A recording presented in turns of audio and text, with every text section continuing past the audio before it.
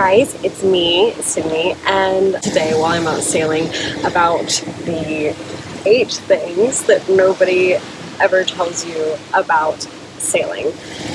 You know, just sort of like little things that you wouldn't expect while you're out at sea, on your own boat, or while you're out yachting, whatever it is. So I just wanted to kind of give you guys that, just so maybe for your first trip you're a little bit more prepared than I was for some of my first long voyages.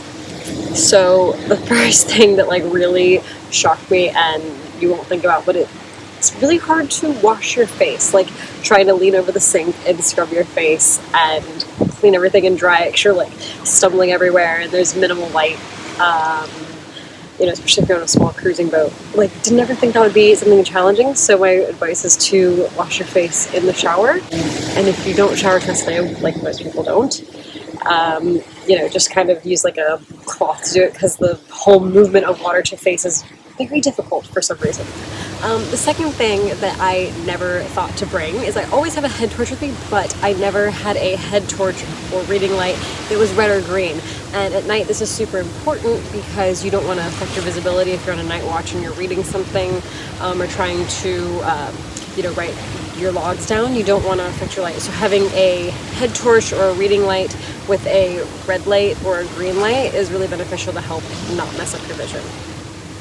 Okay, the third thing that is kind of weird, but I really loved that I have on my parents' cruising boat is I have these automatic solar lights that I charge through my deck hatch, and so they charge during the day, and then at night they come on automatically. So if I haven't turned on the lights in my cabin, I have to go in to go to the head or something, they're already on, and they're just like a nice soft glow that makes it really easy to see. And then you get these in different colors, so you get them in red or green, again, to not affect your vision. And it was like really convenient and added like a nice like ambiance to my room as well, and just altogether super convenient to use.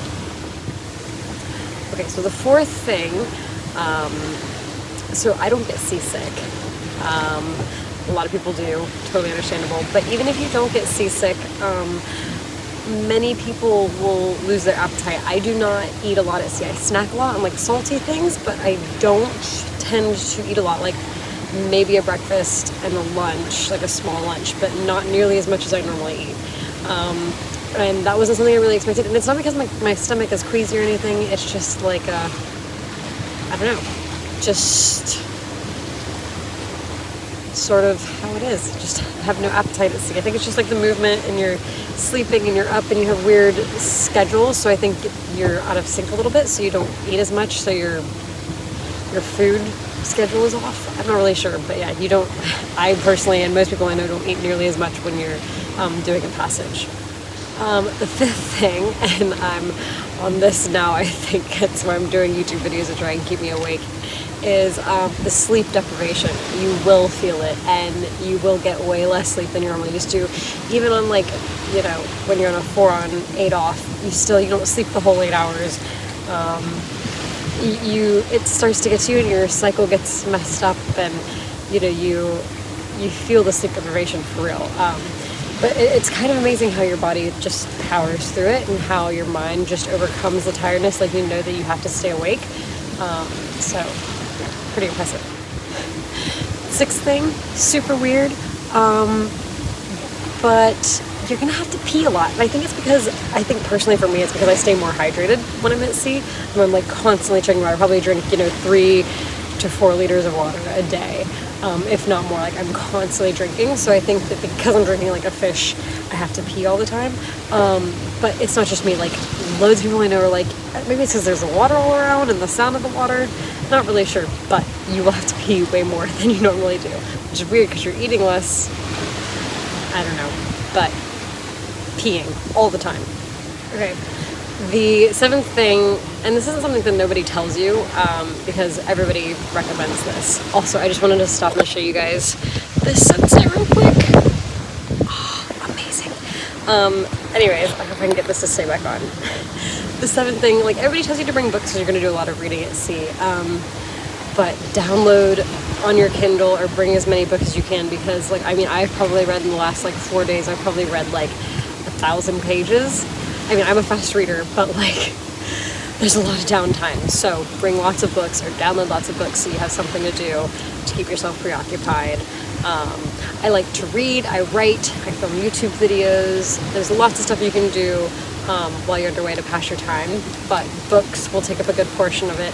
Download some Netflix shows, you know, of course, but get some good books. It's nice to like be able to read undistracted for once. Okay, and the 8th thing, and I have a little bonus for you guys as well, but the 8th thing that nobody tells you is just how absolutely incredible the stars are. Like, the stars at night when you're underway are just so spectacular, like nothing you can see on land. And like one of the really cool things, I don't know, it doesn't happen here in the Med, but like in Florida when we were sailing up the coast, you also get the bioluminescence. So like we're watching these dolphins race through the water at night and they're bright green because of the bioluminescence in the water, and it's just absolutely incredible. Like one of the coolest things I've ever experienced in my life. So, you know, that's something that people don't really talk about too much, just because like we kind of take it for granted being out here at sea and just seeing all of the incredible stars. But yeah, anyways, I hope you guys enjoyed my 8 things that nobody tells you about sailing. I'm a little sleep deprived on this crossing here, so I hope you enjoyed it, and I will chat to you soon.